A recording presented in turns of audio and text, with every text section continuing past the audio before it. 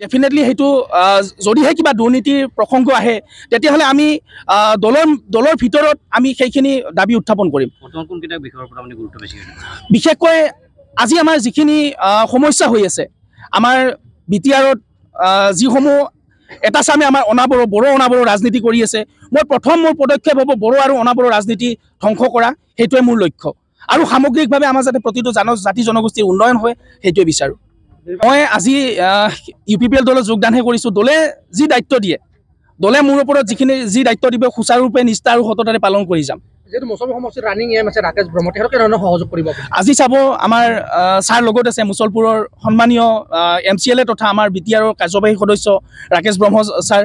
গতিকে তেখেতৰ মই প্ৰথম কিন্তু ৰাজনৈতিক পথাৰখনত জড়িত হোৱাৰ আগত মই তেখেতৰ লগতে যোগাযোগ কৰিছোঁ আৰু তেখেতৰ লগত কথা বতৰা পাতি পেলাই যিখিনি তেওঁৰ আছে আপোনাৰ আমাৰ কৰিবলগীয়া তেওঁৰ চিন্তা, সেইখিনি মই আদৰণি জনাইছোঁ। সেইখিনিৰ প্ৰতি আকৃষ্ট হৈ গতিকে তেওঁৰ সপোন বহুত আছে, পৰিকল্পনা বহুত আছে।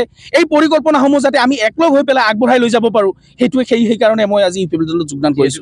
নিৰ্বাচন আহি আছে, আপোনাৰ কিবা এনেকুৱা চিন্তা চৰ্চা আছে নেকি যে নিৰ্বাচন খেলা? তেনেকুৱা বৰ্তমান কোনো ধৰণৰ চিন্তা চৰ্চা নাই। দলে যদিহে কেতিয়াবা যি দায়িত্ব দিয়ে সেই দায়িত্বই মই নিষ্ঠা আৰু সততাৰে পালন কৰি যাম। প্ৰথমতে অসমবাসী ৰাইজৰ আশীৰ্বাদ বিচাৰিছোঁ। আজি সুদীৰ্ঘকাল ছাত্ৰ সন্থাৰ মজিয়াত থাকিলোঁ। ছাত্ৰ সন্থাৰ মজিয়াৰ পৰা মই যোৱা 9 নৱেম্বৰ তাৰিখে আনুষ্ঠানিকভাৱে সাধাৰণ সদস্য পদৰ পৰা অব্যাহতি গ্ৰহণ কৰিলোঁ আৰু তাৰপিছতে মই থিৰাং কৰি ল'লোঁ যে যিহেতু আমাৰ যিখিনি ৰাইজৰ সমস্যাৰ হকে মাত মাতি আছিলোঁ ইমান দিনে, আমি ৰাইজৰ সমস্যাখিনি কেনেদৰে আমি আগবঢ়াই লৈ যাব পাৰিম।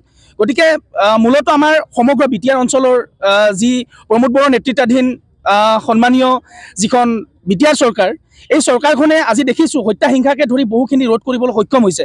আজি যেতিয়াৰ পৰা প্ৰমোদ বড়ো ডাঙৰীয়া BTRৰ চিফ হৈছে, তেখেত অহাৰ পৰাই আমাৰ ইয়াতে প্ৰতিটো জাতি জনগোষ্ঠীৰ সম অধিকাৰ সম উন্নয়ন পাইছে। গতিকে ৰাইজে আঁকোৱালি লৈছে UPPL দলক। গতিকে সেয়েহে মই UPPL দলত আজি আনুষ্ঠানিকভাৱে যোগদান কৰিম।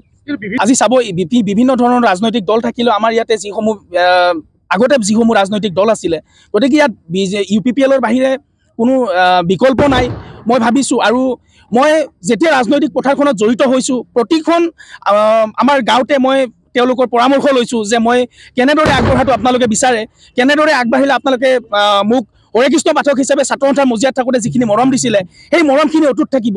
তাৰপিছত সকলোৰে পৰামৰ্শ লৈ মই আজি UPPL দলত যোগদান কৰিছোঁ।